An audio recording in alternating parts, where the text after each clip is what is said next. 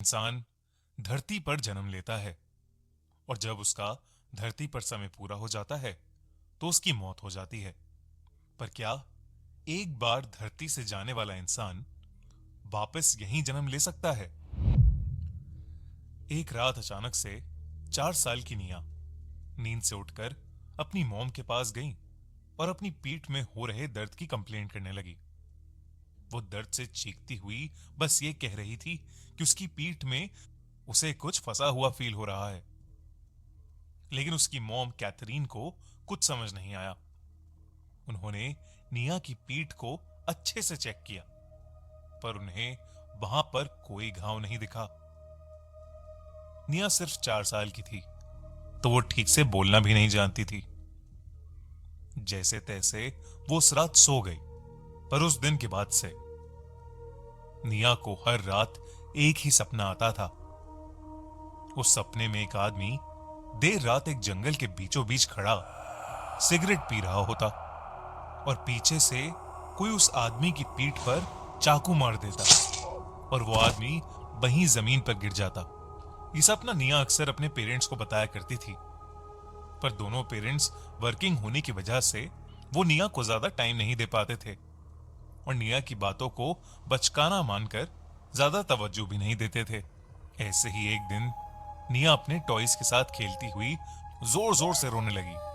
उसकी mom Catherine ने उससे उसके रोने की वजह पूछी तो उसके जवाब से कैथरीन के रोंगटे खड़े हो गए। निया कहने लगी, मेरी शादी होने वाली थी पर उसने मुझे मार दिया और फिर वहीं दफना दिया।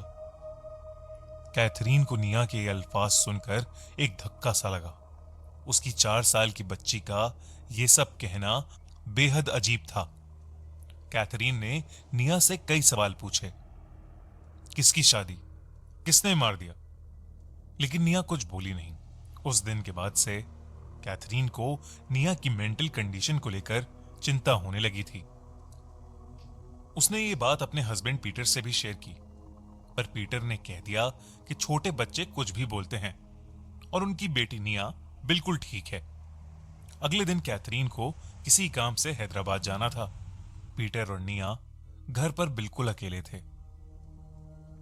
उसी रात पीटर निया को बिस्तर पर सुलाने गया और वो झुककर निया को किस कर ही रहा था कि निया ने अचानक से उसकी शर्ट का कॉलर पकड़ लिया और वो एक आदमी की आवाज में उसके कान में कहने लगी,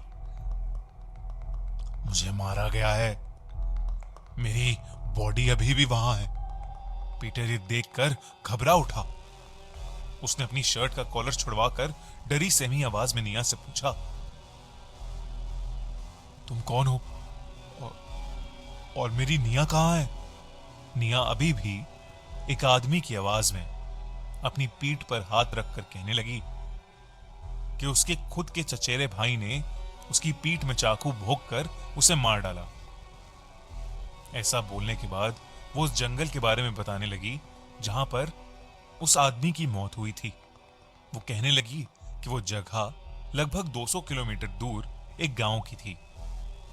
वहां उसके बहुत बड़े बड़े खेत थे।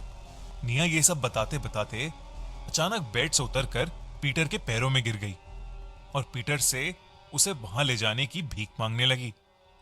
पीटर को अपनी आंखों पर विश्वास नहीं हो रहा था, पर अब उसे भी सच जानने की इच्छा हो गई थी। पीटर मान गया और उसने निया यानी उस आदमी से प्रॉमिस किया कि वो कल सुबह ही उसे वहां ले जाएगा। पीटर ने निया को सुला दिया और वो खुद भी निया के बगल में ही लेट गया। लेकिन उस रात कुछ ऐसा हुआ जिसके बारे में पीटर ने सपने में भी नहीं सोचा था। देर रात उसकी आंख खुली तो उसने देखा कि निया बिस्तर पर थी ही नहीं। उसने निया को पुकारा, कई बार आवाज लगाई, लेकिन कोई जवाब नहीं आया। वो पूरे घर में निया को ढूंढने लगा कि तभी उसके घर की डोरबेल बजी। उसने दरवाजा खोला तो निया के हाथों में एक चाकू था और उसके हाथ और कपड़े खून में लथपथ थे। मगर इस सब के बावजूद निया जोरों से हंसे जा रही थी। ये देखकर पीटर सहम उठा। उसकी आंखों में आंसू आ गए और उसने निया को कस के गले लगा लिया। लेकिन पीटर के छूते ही निया का शरीर कपकपाने लगा, मानो उसे दौरे पड़ रहे हों। पीटर अपनी बेटी की बिगड़ती हालत देख उसे तुरंत हॉस्पिटल ले गया। कुछ देर तक बेहोश रहने के बाद जब निया को होश आया तो उसे उसके साथ हुई कोई भी घटना याद नहीं थी। अगली सुबह पता लगा कि उनके गली में रहने वाले एक आदमी की उसी रात मौत हो गई थी। घर के सीसीटीवी कैमरा में यह कैद हो गया था कि उस आदमी की मौत कैसे हुई। उस आदमी की पीठ में चाकू भोंककर किसी ने उसे मार डाला था। हैरानी वाली बात यह थी कि उसे मारने वाला कोई और नहीं बल्कि पीटर की 4 साल की बेटी निया ही थी। इस सिलसिले के बाद निया को फौरन एक मेंटल हॉस्पिटल में शिफ्ट किया गया, लेकिन उसके बाद उसकी हालत और बिगड़ती चली गई। वो घंटों दीवार को देखती हुई उस पर अपना सर मारती रहती।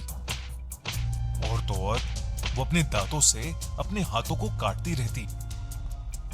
उसे कई डॉक्टर्स को दिखाया गया, लेकिन कोई कुछ कर ही नहीं पा रहा था। आखिरकार उसे चर्च के एक प्रीस्ट को दिखाया गया। प्रीस्ट ने अपनी जांच पड़ताल करने के बाद सबको बताया कि निया पर एक शैतानी आत्मा ने कब्जा कर लिया है। उसी आत्मा ने पीटर को पुनर्जन्म की झूठी कहानी बताई थी और उसी ने पीटर की गली में रहने वाले उस आदमी को मारा था। प्रीस्ट ने बताया कि वो आदमी उस शैतानी आत्मा का कोई पुराना दुश्मन था।